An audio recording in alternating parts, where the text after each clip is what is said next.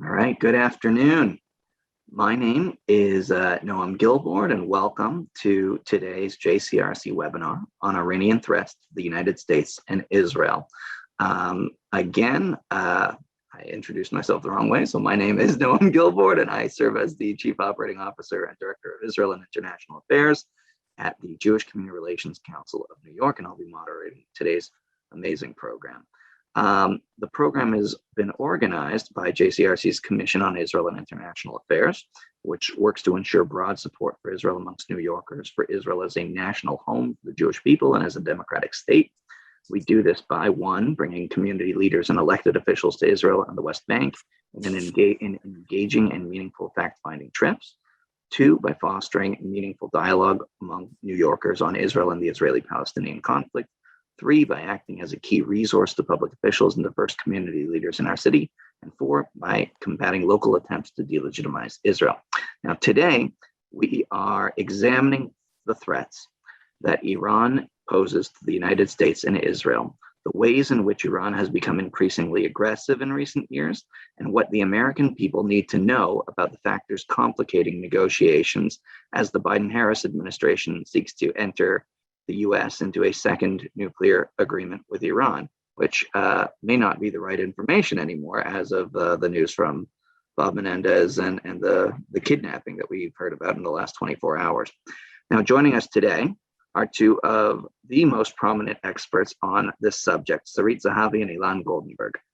Lieutenant Colonel Sarit Zahavi is the CEO and founder of Alma, a nonprofit and independent research and education center specializing in Israel's security challenges on its northern border with Lebanon and Syria, and a longtime friend of JCRC, meeting with so many of our missions to Israel. And we also welcome, for the first time, Ilan Goldenberg. Ilan is a senior fellow and director of the Middle East Security Program at the Center for a New American Security, CNAS, where he is a foreign policy and defense expert with extensive government experience covering Iran's nuclear program, the Israeli-Palestinian conflict, and broader challenges facing the Middle East.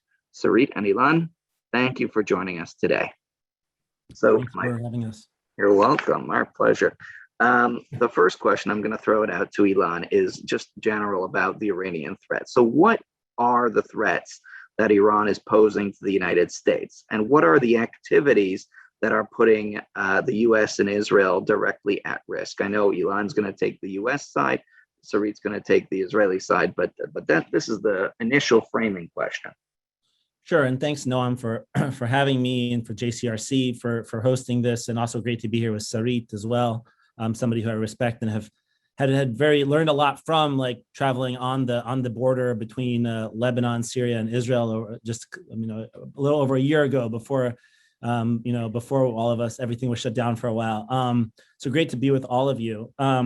So look, if you look at what are the Iranians doing, you can sort of say, like, what are they doing? And then, like, what threats do they present? What are they motivated by? And I think there's two things that motivate Iranian foreign policy and national security.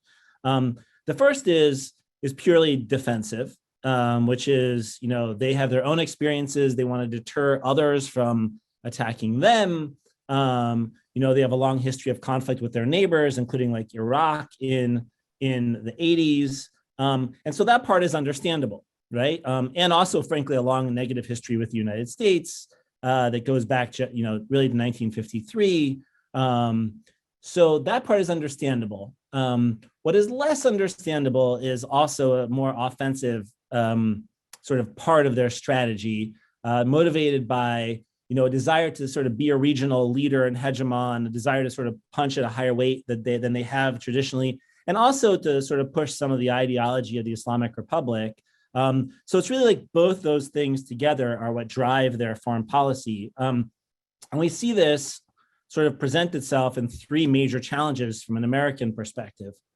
First is, the issue of Iran's nuclear weapon, or the issue of Iran's pursuit of a nuclear program, I should say, right? And this is, I think, from an American perspective, the most significant challenge because of the global implications of it. If Iran were to get a nuclear weapon, you'd have other countries in the region potentially responding, such as Saudi Arabia or Egypt or Turkey. You would, it also has even broader implications for the global non-proliferation regime that's existed for generations.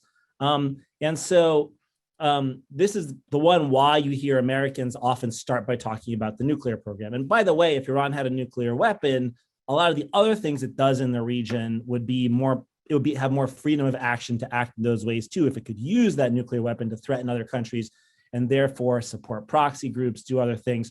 So it's not necessarily that we think the Iranians are crazy and would go launch a nuclear weapon the second they had it. You know, you can't 100% discount that, but it's more about how it would fundamentally shift the region of balance and like power in the region, like balance of power in the region. Now, Iran's strategy on its nuclear program has been not to just go running to a nuclear weapon, right? There's different parts to a nuclear program, right? You have to enrich uranium or basically have the material that you actually use to build the bomb. Then you have what's called weaponization, which is sort of the actual detonation device itself, which requires a lot of research.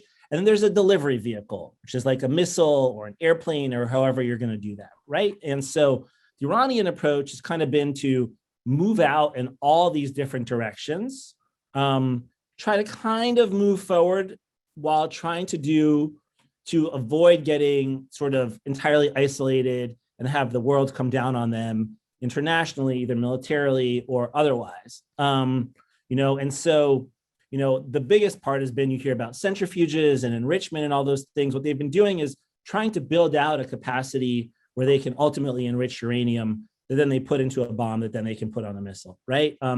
But that same uranium can also be used for all kinds of civilian purposes, and there's all kinds of rules associated with it, which is why they try to use those rules to kind of move forward, but not do things that are so blatant that they have the entire community come down on them. So they've been playing this game for a long time, edging forward. So when I was working on this 10 years ago in the US government, they used to say that Iran was a year from getting to a nuclear weapon, right? And then it was a few weeks from getting to a nuclear weapon. And now it's under the JCPOA, under the agreement, it came back to being a year away. And now it's inching up. Those times, just because you hear hey, they're 5 weeks away, doesn't mean in 5 weeks they're going to have a bomb. It means that if tomorrow, they were to say, okay, all shackles off, we're just going to go for it, then it would take them X number of weeks to get a bomb, right? And so this is the game that you play. And the reason they don't do it is because if they were to suddenly hit that start button, we would see it pretty quickly. Israelis would see it pretty quickly. International community would see it pretty quickly and might act, including militarily, to stop it. And so that's why you have this kind of inching game going on. Now, the other two major challenges, and I'll talk less about these, partially because I know this is partially gets into Sarit's area. One is, they do support these various different proxy groups across the Middle East, Hezbollah, probably the most notable one, also, Iraqi Shia militias, which is a big issue for the US, in Syria, Assad and some of the various militia groups there, in Yemen, the Houthis. This is their approach to project power. It's also something that's pretty cheap to do that they've gotten very good at doing, right? And so rather than try to fight the US and America, you can't fight an aircraft carrier with any kind of conventional capability they can. But these types of things, you can't fight with an aircraft carrier, right? So it's a way for them to do what we call asymmetric warfare. Then also just one other thing, and then I'll leave it to Sarit on this, is they don't view all these groups as the same. They have different relationships with all these different groups. And there's the ones that they trust the most and are kind of more like the gold standard versus other. And you probably put Hezbollah at the very top of that list. And then just the third challenge is missiles. They have a ballistic missile program, which is tied to their nuclear program. I worry, frankly, less about that than I do more about more close range missiles. Their ability to increasingly, they have technology that allows them to be more accurate missiles, for example, that they launched on Saudi oil facilities a couple of years ago, and they hit with remarkable accuracy that showed some real signs of improvement. They have even other things like drones that they use, this technology that they've obviously been exporting to Syria and to Lebanon, to their proxies to threaten Israel. And so that's kind of the third challenge. Now, just to close with one point here, from the American perspective, we see the nuclear as the most important because of the global implications. And because, again, if you had a nuclear weapon, now it's a lot easier to, it's a lot easier to give things to groups like Hezbollah and others and if there's any kind of threat on Hezbollah, be able to like brandish that nuclear weapon, right, and deter others from responding. So it's both that like this is the most significant global strategic threat, and that it will make everything else in all these other areas worse. So I'm sure we'll get into a lot more, but I'll stop there. Thank you, Ilan. Yeah, that was excellent, and that was a great segue into Sarit and the Iranian threats towards Israel. Sarit, can you share us a little bit about that uplifting topic? So before I talk about the Iranian involvement in the region, in my neighborhood, I just want to comment. I have two comments to what Ilan just said. One with regard to the enrichment, as far as we understand from here, correct me if I'm wrong, the Iranians are now enriching uranium to 60%.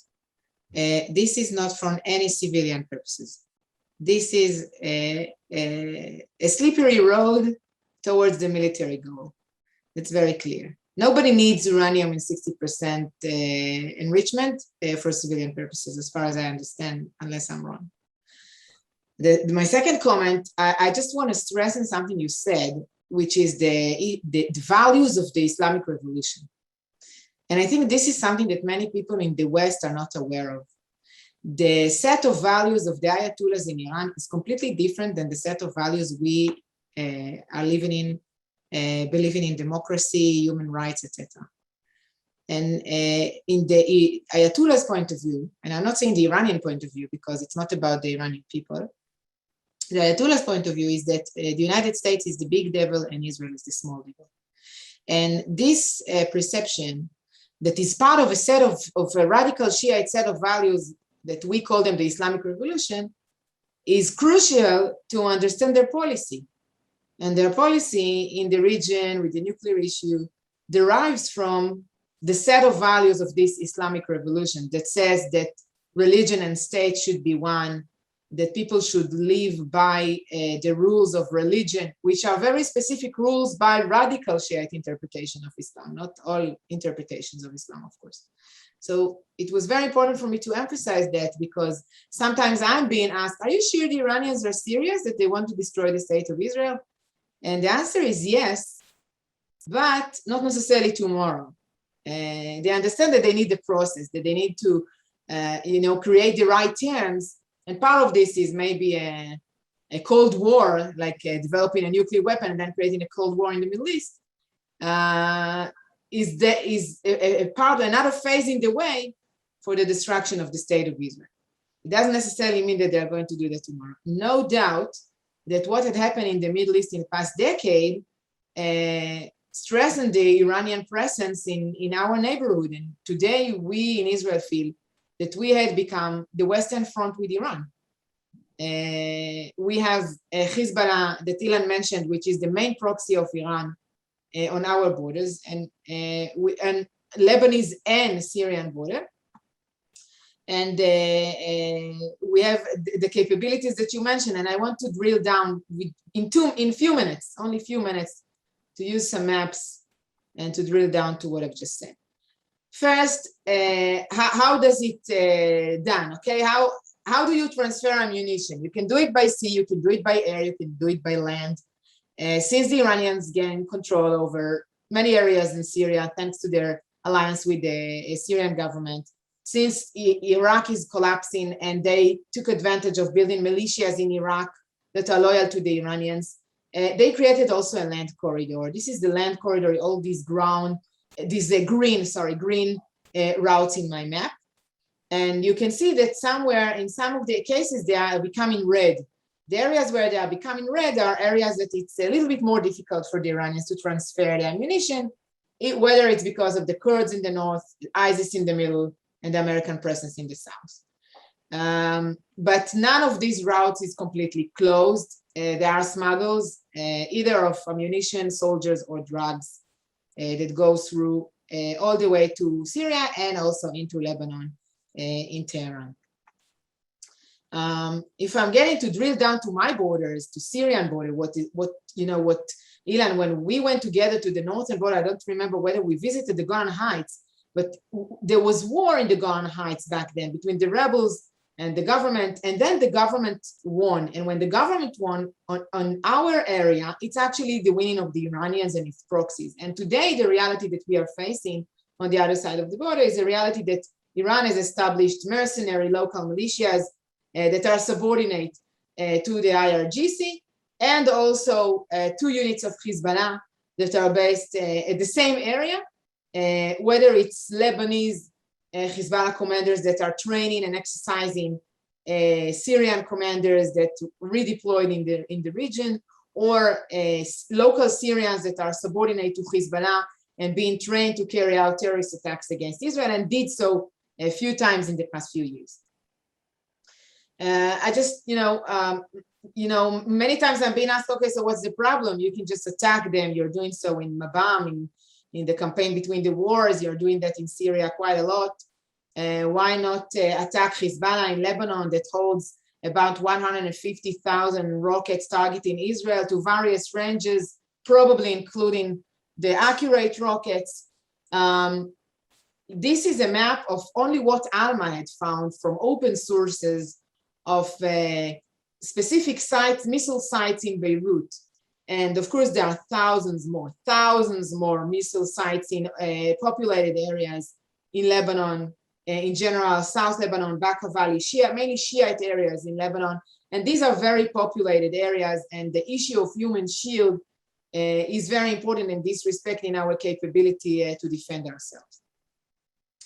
One last thing that is important to mention, and I've said that we are the Western Front with Iran. And you said that Iran is having proxies everywhere, the Houthis and the fact that it attacked against Saudi Arabia, Iraq, Syria, Lebanon. What this means to us is that the capability of the Iranians is completely different than what it used to be a decade ago. And today we are kind of surrounded with aerial threat that comes not only from Lebanon, as we got used to, and a little bit from Gaza. Now Hamas is like closing the gap very quickly with Hezbollah. And we've seen this last May where tens of rockets were launched to Tel Aviv at the same time, salvos of tens of rockets at the same time. This is a capability that, probably was taught by the Iranians to the Hamas. We've seen drones penetrating into Israel from Gaza, from Iraq and Syria and through Jordan. And we understand this is what we call axis capability, radical Shiite axis capability. These are the terms that we are using here in Israel. So these rockets can cover almost all of Israel or all of Israel. And when you consider also the capabilities of the Houthis in Yemen that also announced that they would be part of a future war against Israel to defend Jerusalem, etc., you understand that the reality today is different, and we are dealing with something completely new when we speak about the Iranians, and they are completely serious in their threats against us. Wow. This is amazing to see, and we've long known about the Iranian attempts to supply Hezbollah and Hamas and others with and the Houthis with weapons, but seeing it played out on those maps so clearly demonstrates the threat. Sarit, I want to stay with you for a second, and Ilan, I'm going to get to you in the next question. But Sarit, there is a somewhat of a new atmosphere in Israel these days. There's a new prime minister in town. There's a new government. Is there a new Israeli government perspective on how to deal with these threats that Iran is posing? Is there a change from Prime Minister Netanyahu's long administration to the current Lapid Bennett administration? No, actually, I don't think there will be a great difference when we speak about Iran. I believe even if it would be a left-wing, completely left-wing government, which today it's an upward government of right and left together. It's amazing, and we'll see whether it will succeed. But I don't see in the issue of Iran, I think that when these leaders are becoming much more aware of the details, they all agree that we should, have a very decisive policy to prevent the Iranians from getting a nuclear weapon. And I think that the policy of the campaign between the wars in Syria, and the policy of exposing what Hezbollah is doing in Lebanon proved to be right in the past few years, though, again, we didn't remove the threat, but we created kind of a balance of deterrent that enable us, to continue to roll, let's put it this way. And in the nuclear issue, I think this is one of the greatest challenge of the new prime minister, because he would not, he would try to refrain from getting to any conflicts with the new administration in Washington. He's new prime minister. He needs Washington behind him. He needs the support of Washington also for internal needs. But on the other hand, it is clear that Bennett will not be able to compromise on the nuclear issue. We cannot afford the Iranians having a nuclear weapon or nuclear capabilities. Right, understood. Ilan, I wanna ask you a tangent of that. There are obvious differences in what the Israelis are able to absorb in terms of attacks and threats, and I say that word absorb with great discomfort. But it's a demonstration that there may be differences in the Israeli red lines versus the American red lines. Can I ask you to go into something where there might be disagreement between the two nations? Sure. So look, I think it at its core, what it comes down to is, America is a global superpower surrounded by two oceans. And Israel is a relatively small country, very successful in the Middle East, but surrounded by a lot of very challenging neighbors and problems, right? And so this is not new or unique to the Iran issue. We've historically had different views and disagreements through the years, even though we have a very strong alliance, based on these, just where you sit is where you stand, right? Is an old sort of saying, different perspectives.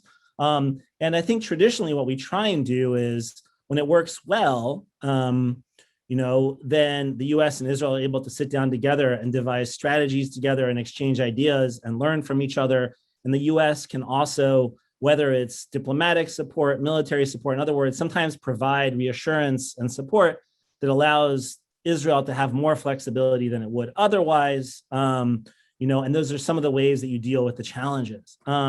And I think that's hopefully how things move. When things are going well in the US-Israel relationship, that's how they move. And I think that's where the new Israeli government, my sense is, would like to take it, right? The argument is we're not going to have a big fight with the Americans publicly because we will get more privately from them if we have a good, healthy working relationship as opposed to a big public confrontation. And so hopefully there's space there. And what it comes down to is the fact that Israel just has less risk tolerance than the US does on some of these things.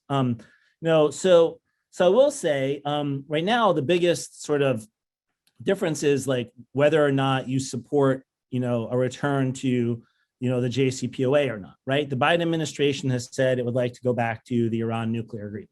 And the argument is, and my own personal view, I should say, is that I think, look, the JCPOA is imperfect. Nobody says it's perfect or addresses everything. I thought it was a good agreement on the nuclear issues. I thought it bought us a fair amount of time.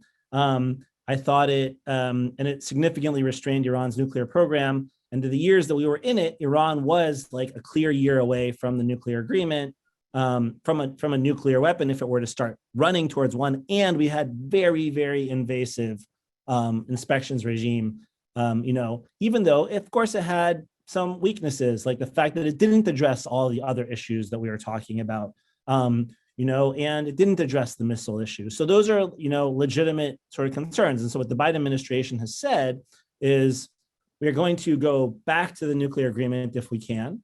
And then we're going to build on it with what they call a longer and stronger agreement, which isn't one agreement. You're not going to get an agreement with Iran on the region. I don't think it's possible. What you would need to do is get a follow-on nuclear agreement, and at the same time, sort of start negotiating on ways to de-escalate challenges in the region, reduce the temperature, both in the Levant, around Israel's borders, and in the Gulf. I think the reality, and I would also say that while the JCPOA was in place, we did have the nuclear program at least contained. Now we don't, right? And this is the problem. The sort of supporters of maximum pressure will say, but you significantly rolled back Iran's capability. You put a huge amount of pressures on them economically. I would say yes, but to what end? If their nuclear program is expanding, actions in the region are expanding. But we'll have to wait and see how it works out. I will say though, so yes, the Israeli government, I should just say, does not, whether it's Netanyahu or now Lapid and Bennett, are not going to support a return to the JCPOA. Like, we're never comfortable with the agreement. And so the question is, yes, how we work out our differences. And I think there are ways to work out our differences by coordinating. And I think to some extent that this Israeli government seems to be like, their approach seems to be like, we're not going to stop the Americans from going back in if that's what they decide to do. So we might as well be in the room, influence the decision as much as possible, and get as many sort of reassurances and support as possible, as opposed to like picking a big fight with them. Now the reality is, and I should say, I'll just stop after this, is that, the Iranians seem to have a bit of a different view. And if you were to ask me today, like, it doesn't seem like these negotiations in Vienna are going very well. It doesn't seem like we're now having to wait for the new president, Raisi, to be inaugurated in August to see if negotiations resume. Like, my take is, like, we're at best 50-50 on a return to the JCPOA.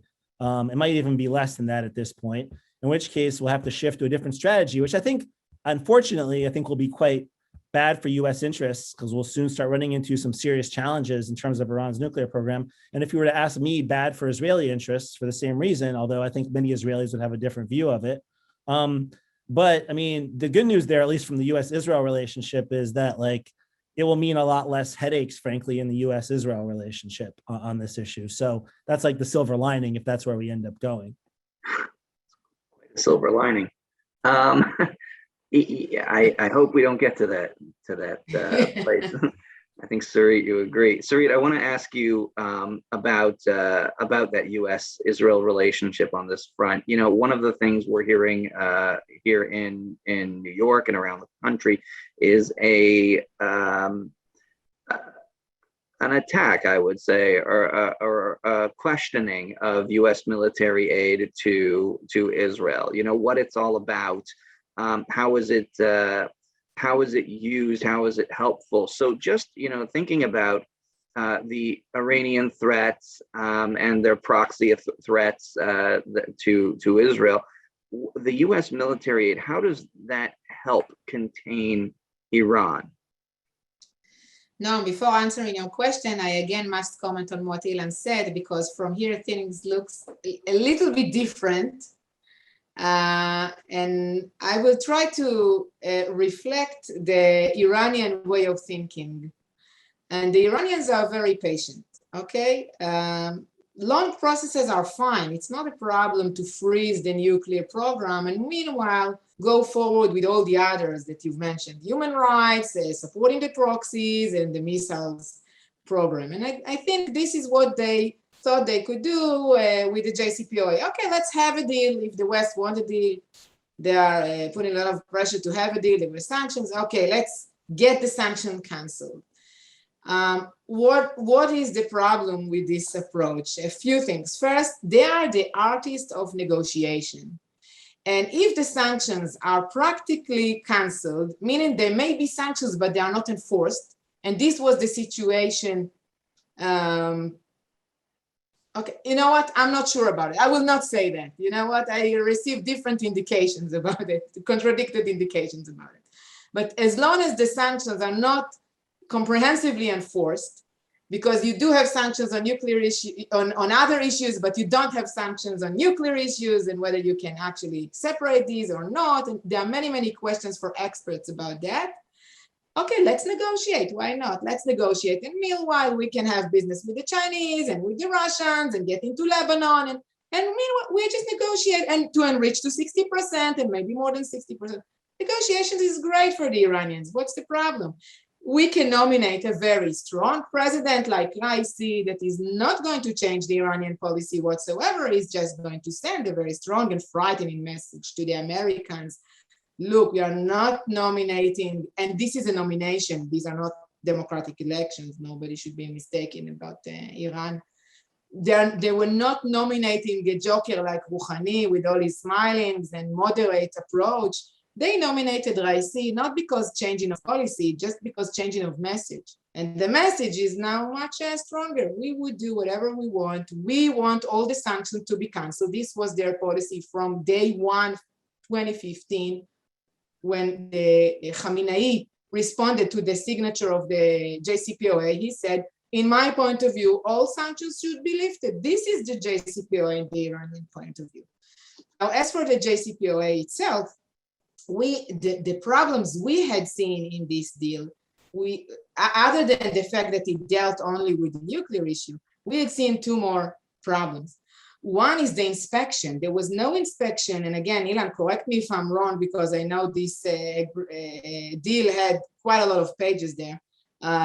No inspection on military side, and the inspectors had to inform in advance if they want to come and visit some of these nuclear sites, which of course, again, I see this with Hezbollah every day, how they evacuate and they conceal. Concealing is their art. It's not a problem for them to conceal from inspections that if they get an alert in advance. And the main problem was timing, meaning that this deal was limited in time. In some of the articles of the deal, it was talking about 2025, in others about 2030, and then what? Iran becomes a legitimate nuclear power? What? What if you will not get an approved deal during that time until 2025? This is our lives here at stake. And I think this was the main problem of Israel with the JCPOA. To your question about the American assistance to Israel, first, then we'll have Elon respond, by the way. Yeah. First and foremost, I must emphasize that this assistance was not damaged by the disagreements between Obama and Netanyahu. Okay, it's very important to clarify that.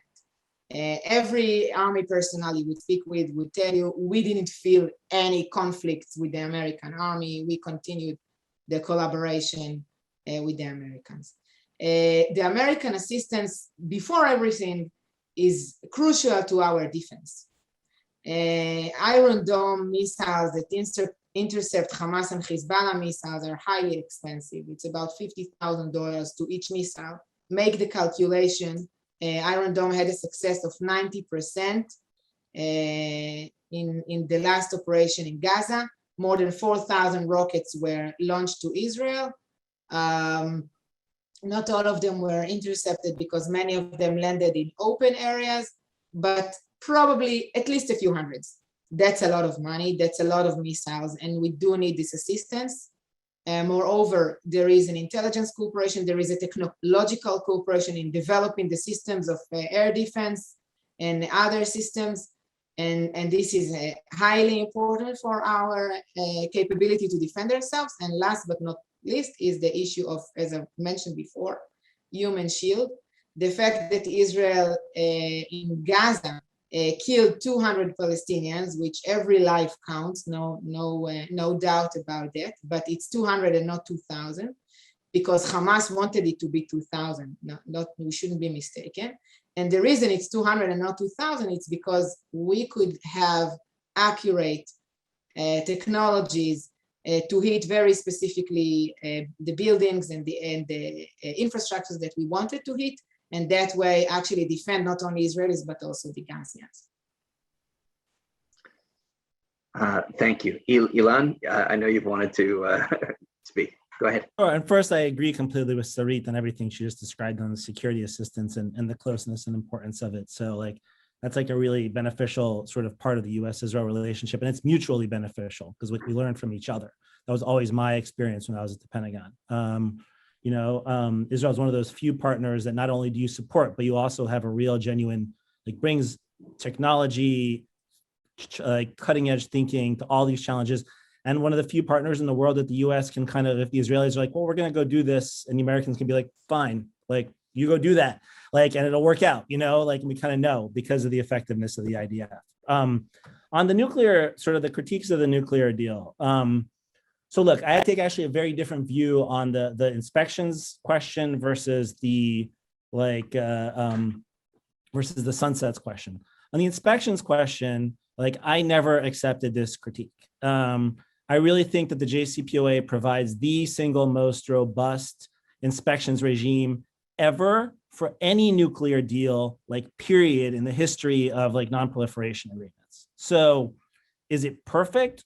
No, but like it's really hard to sneak to a nuclear weapon, because it's not as though, you know, the next day the Mossad and the CIA and everybody else just turns off and says, oh, we got this inspections regime, we're not going to do anything else. Like there's a lot of other stuff also going on in addition to the inspections regime in the nuclear, you know, in the agreement, which includes things like monitoring for, you know, 24-hour-a-day monitoring of all these nuclear sites, of all the facilities, of all any factory where they're producing centrifuges. It includes things like if you do have suspicion and proof of through other means of like a military site, you can ask for an inspection. And yes, it could take 14 to 28 days to go through a process to get it. But the reality is like, it's very hard. If you're doing like serious, there's two kinds of nuclear work you're either doing. You're either working with nuclear material, in which case 14 to 28 days is not going to be close to enough to actually be able to clean up a site before it can be inspected and people will find stuff. Or you're doing the kind of like weaponization secret work.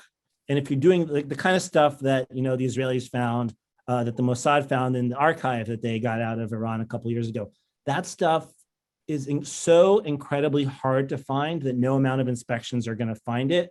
Like, I think the American view on that was like, if that is happening, like that's not going to be the sort of how you stop the Iranians from getting a bomb, because it's just too hard to stop. You stop them from getting a bomb by getting full vision on any possible way that they could move the fissile material, because that's the stuff that's the easiest to track. Like there is no full, we could have had the perfect inspections regime. I would, most intel people would tell you there's still no way to necessarily stop that piece guaranteed, which is proven by the fact that like Israel found this archive like 15 years after this stuff was happening, and people kind of expected and knew it was happening and assumed it was happening. But our intelligence community's assumption has always been that stuff has already happened. We really need to focus on fissile material. So like from a technical perspective, you know, and the people who negotiated the agreement, including very like technical experts in the Department of Energy and State Department and elsewhere who I've talked to, all incredibly confident that like under the JCPOA, like Iran would not be able to use these secret pathways. So I just don't accept that critique. You know, the second one is, I think, a much more fair and legitimate critique, this question of what happens after the agreement expires, or elements of the agreement expire. And there, you know, my view is that in the world of American politics, like there is no world where Iran gets to 2026 or 2031 and just starts doing whatever it wants, and the American Congress and who Democratic or Republican president says, okay, I guess that's what the JCPOA says. Like there needs to be a follow-on agreement, just like there has been for pretty much every major arms control agreement like that the US has ever signed. Like either you do follow-on, so in 10 or 15 years, you buy 10 or 15 years, you either have a follow-on agreement, or like we're back to maximum pressure and sanctions, right? And so like and that's also, by the way, the leverage a Biden administration has if it goes back into the JCPOA, because some people say, well, if you go back into the JCPOA, you have no leverage with the Iranians, so you can't possibly agree to a follow-on deal. I mean, you just look the Iranians in the eye and you say, look, great, we're back in. This is going to last a few years, but we're going to need a follow-on or it's all going to fall apart again. So that's it. It's on you. Like, in which case the Iranians might say fine. And then we have 4 or 5 years, then we just go back to sanctions and then building their nuclear program. Or we have another deal, in which case less sanctions and less nuclear program. So that's kind of how I view it, you know, in terms of those questions. This is an incredible exchange right now, but I want to use this opportunity. Sorry, not but, and I want to use this opportunity to move to the future for a second. Let's talk about, you know, Ilan said there's a 50-50 chance of actually working towards a deal right now, but let's pretend we're in a world where we are, and there's some reason to believe that there will be a deal that's coming ahead.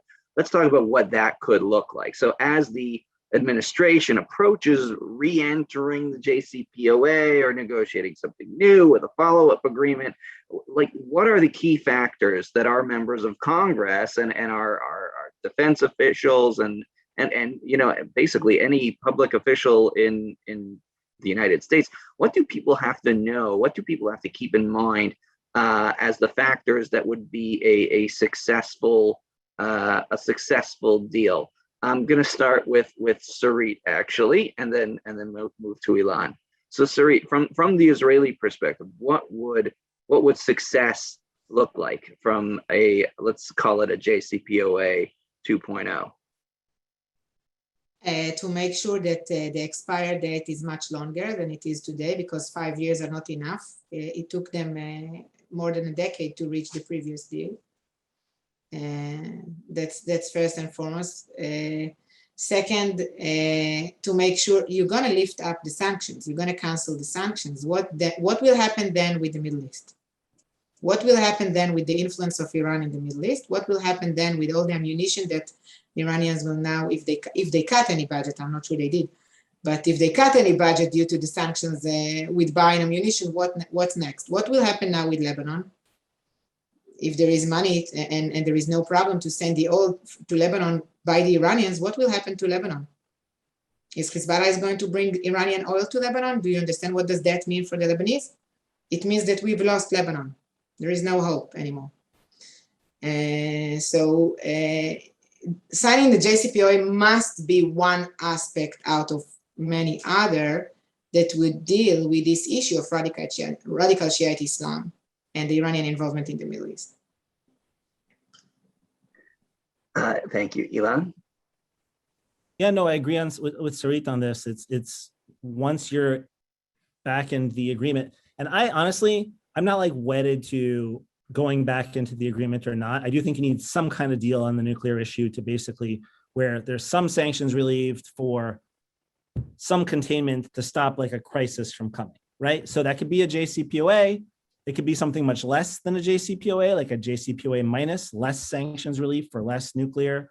Like more like if you remember before the JCPOA in 2015, there was what was called the JPOA in 2013, which was this interim deal that allowed Iran to do more, but also gave them a lot less sanctions relief. So it could be that, like we wrote a report about a year ago. We said either option was fine, and then importantly, what we also said in that report, and I still believe is, yes, a strategy for what else, for the region in particular. There's no JCPOA for the Middle East.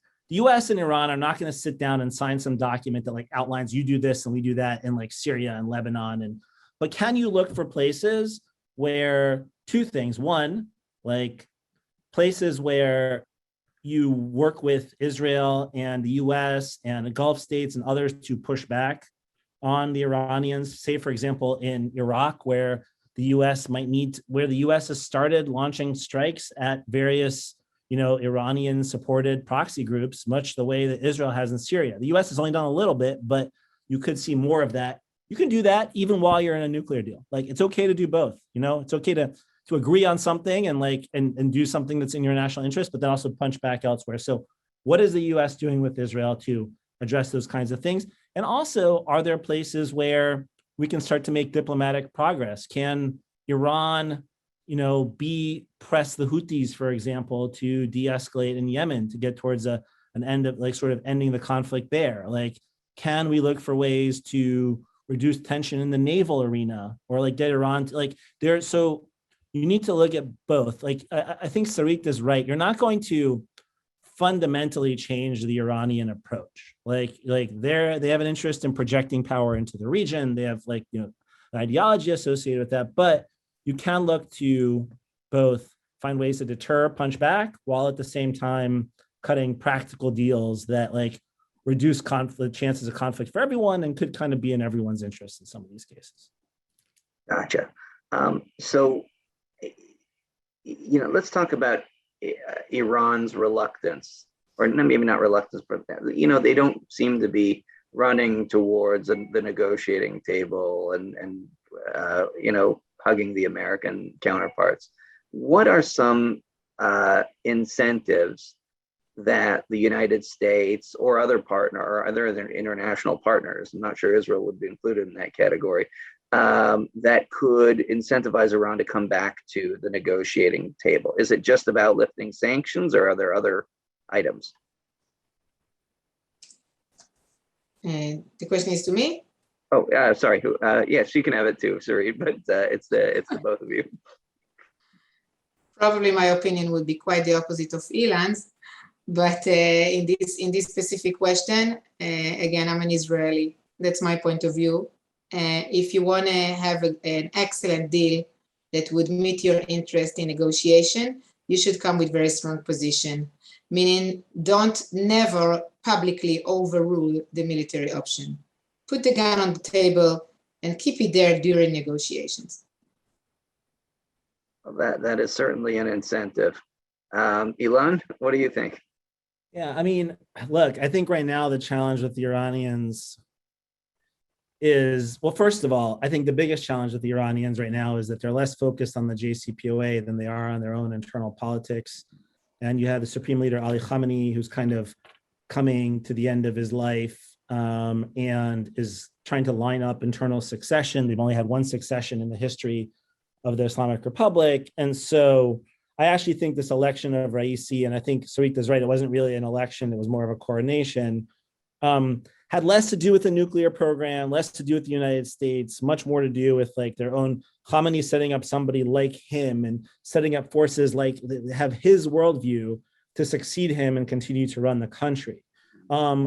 So I'm not sure. Look, I think the US has basically made a good faith offer in Vienna to go back into the agreement. I think, the Iranians might have had higher expectations because they felt, on the Iranian side, they felt burned because they felt like the US walked away from an agreement that the US had signed.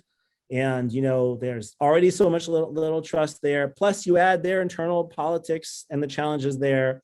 And from the American side, I think, and maybe they're also miscalculating and think like, well, if we go back in, it's going to all fall apart in a couple of years. And from the American side, the perspective is like we're not going to roll over. We're like pretty much offering you to go back to where things were, but you're not getting like anything extra.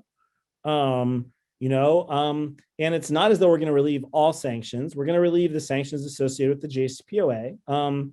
And so I actually think in some ways they both kind of want to go back into the agreement, but they view going back into the agreement very differently.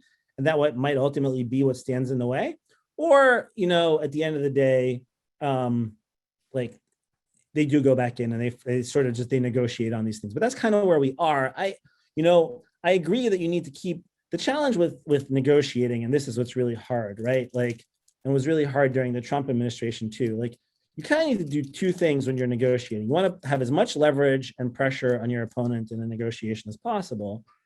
But you also want your opponent to they don't need to trust you, but they need to at least have some faith in your capacity to actually execute on what you're saying, right? And so this is the challenge the US faces right now. I actually don't think our biggest problem right now with the Iranians is our lack of leverage. I still think we have plenty of that. I think it has more to do with the fact that they don't really believe, they just don't really know what to make of it at this point after the last few years. And that might ultimately be what kills it. So I don't know, I think the US is, I kind of agree with what I do agree with what the Biden administration has done. They've made they made a good faith offer. They've been serious about it, but they're also not going to bend over extra just because, in a way that's not in the US interests and not in the interests of our close partners, just because, the Trump administration made the Iranians angry by backing away from agreement. I have one final question, and then we'll move to wrap up, which is sort of regional, a more regional question. This past year, we saw the signing of the Abraham Accords between Israel and a number of other countries, and we've seen sort of a softening of hard relationships between Israel and other countries in the Middle East. Israel is not the only country in the Middle East that is threatened by Iran. I'm wondering if the Abraham Accords and these softening of relationships might play into I'm wondering how this affects the alliance opposing Iran in the Middle East. What is that alliance? What does it look like? Do the Abraham Accords really have the ability to make that alliance more public in terms of opposing Iran? And how does that affect regional cooperation? And everybody's watching these negotiations, so I'm sure the Israelis are not the only people sending messages to the Americans about how to negotiate. So I'm sort of throwing the kitchen sink at you guys right there. But what's the regional dimension of all of this? Yeah, Sarit, would you like to start? I'll give Ilan the honor. Want me to start on this one? So, and I'm sure Sarit will have some views on this too. So look, my take is the Abraham Accords are obviously a major positive development for Israel and for the region. I think they are, and I do think sometimes we run to the anti-Iran alliance as the first thing. I actually think the biggest sort of reason for the accords and the biggest incentives, it is economy, trade, integration of the region, people to people. All those other soft things are actually, I think they're more important to both sides. I think that's what both sides are really appreciating about it in the public. So yes, the Iran thing does matter and is a part of it too, for sure. But I just want to say that before we talk about the security dimension, because I actually do not believe that the security dimension is the most important dimension in this case. I think it's some of those other very valuable things. But the security dimension matters too. I think where the biggest potential actually is on this question of Iranians' use of missiles and UAVs and things like that, where Saudi Arabia, for example, and UAE are facing some of the same kinds of technologies and channels coming out of Iranian proxies in Yemen that are attacking targets in Saudi and UAE, that Israel is facing from Hezbollah and to a lesser extent from Hamas, which are similar to the kinds of technologies that, Americans are facing in Iraq in some cases, right? And so there is now a US-Israel group that started on how to, for example, counter UAVs. It's being run out of the White House. You can see over time, regionalizing that and coming to agreements on that. You can see, you can see a world over time where I think Saudi Arabia could really use Iron Dome to deal with some of its problems coming out of Yemen, for example, So there are opportunities there. There are also challenges though, right? We have the UAE and Bahrain as part of this, and Sudan and Morocco. We still don't have the Saudis, but I think on security, the Saudis already do quietly cooperate with Israel, I think, on many things, but it becomes easier as it becomes more public. You can do more. And so there's definite positive potential here that I think all the parties see it, and I think the US wants to encourage it. And so hopefully that's where this goes. Thank you. Sarit, do you wanna speak to that? First, I totally agree to everything Ilan said.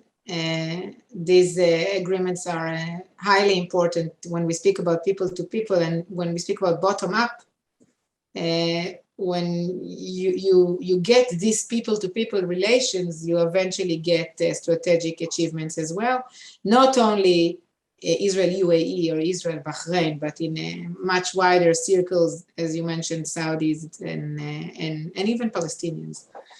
I think it will take time, but it will happen. But if we speak about the Iranians, I think that to create an effective deterrent around the Abraham Accords, we need more states to join in, more countries to join in, to see, the Arab Gulf colored in more bridges between Israel and these countries. But for now, these agreements do produce a world of operational opportunities and collaborations. I believe that, I don't have information, everything is probably below the radar, but when we speak about defense collaboration in the air, in the sea, in cyber, maybe in the land, and I would just summarize it with one sentence. if Lebanon and Syria became the Iranian front against Israel, so now Israel has kind of a front against Iran in the Emirates and in Bahrain. That's I can't say that I'm happy to hear that, but I appreciate you sharing that. You should be. You should be. I'm not sure the Emiratis or Bahrainis would put it quite that way. I think they would be. That's right. On that interesting note, I want to move to wrap up, but I want to offer you both a chance to give any final thoughts if you have any, and anybody can go first here. We've covered a lot. Yeah, Sarit, here I'll speak for a second, and then Sarit. I think Noam, I think what you were trying to do, like with this discussion, from what I understood it, is explain the American and Israeli views on Iran. And I think this was a great discussion to do that. And I think what it also demonstrated is like, look, Sarit and I obviously don't see eye to eye on everything. We have some very fundamental differences on some of these issues, but at the same time, like you can also see like in our discussion, like where things bridge and where at the same time, like we're still all going for like the same objectives. And like, you know, at the end of the day, there's a lot more in common and a lot more agreement than disagreement. Like, even if like we have different views on, you know, inspections or like time, like, you know, like sunset provisions. Like, so these, which is just to say that like, I think it's a good model for like how you think about the US-Israel security relationship on Iran and other things. Like, you know, there are disagreements. A lot of them come from like different perspectives of where we are from and like what we see around us. But also like we can work really well together, and there's ways to like bridge those, even if you never come to like full agreement on everything. Wow, I fully agree. And I would say there is no word for this in English, but in Hebrew, I would say, I would give a compliment to Ilan that he was one of the first person to point at the campaign between the wars against Iran as well. And we've seen some explosions that somebody made in Iran, nobody exactly knows who. So I think that what CNAS is doing is amazing in this respect, exactly of how to create thinking together, shared policies concerning the US and Israel policies and interests in the Middle East. As an Israeli, as you know, from a very, very personal perspective, as a resident of the Galilee, the risks and the threats that the Iranians are posing is very realistic here. When I am traveling just a few miles from where I'm sitting now on the Israeli-Lebanese border and I see Iranian flags there, I am very worried. And this is something that I wouldn't see a decade ago. This is a change. When I see what Hamas has been doing last May, I am very worried. And I understand there is a clear fingerprint of Iran almost everywhere on our borders, and we didn't mention Jordan at all with the agreement that was with Iran just last week. But I'm not saying that Jordan is becoming Lebanon, of course not, but I'm saying that I am a little bit more upset than I was last week, okay? And so for me, to participate in this kind of forum, it is highly important to bring the Israeli point of view, which I'm trying to be professional, but I'm also trying to be very personal, because of course the Israeli point of view from the Middle East is a little bit different than the one from Washington or New York. I love that you said that. You know, as we noted in the flyer for this event, this event is going to be sent to all of our members of Congress from the New York delegation. And we hope that they will hear the wisdom and the insights that both of you have provided today. I want to thank you both for joining us for such an excellent session, an excellent conversation. I think, as you both indicated, there is so much more to the U.S.-Israel relationship, so much benefit and so much partnership that even at points of disagreement, it doesn't mean that that the relationship is fraying. It means it is getting stronger, and we learn from one another, and we continue to learn about one another and how one another sees its own place in the world. I really, really want to thank you for joining us. This has been just an amazing conversation for me to listen to and have the privilege of moderating. And I want to wish you guys a wonderful rest of your day, rest of your week. And we look forward to seeing you in the near future. All right. Thank you, And Noam, by for the way, having thank us. you to all of our participants for joining, and we'll see you guys at another JCRC event. Have a great Thank you day. very much. Thank Bye-bye. you. Hope to see you soon in Israel. Amen. Bye-bye.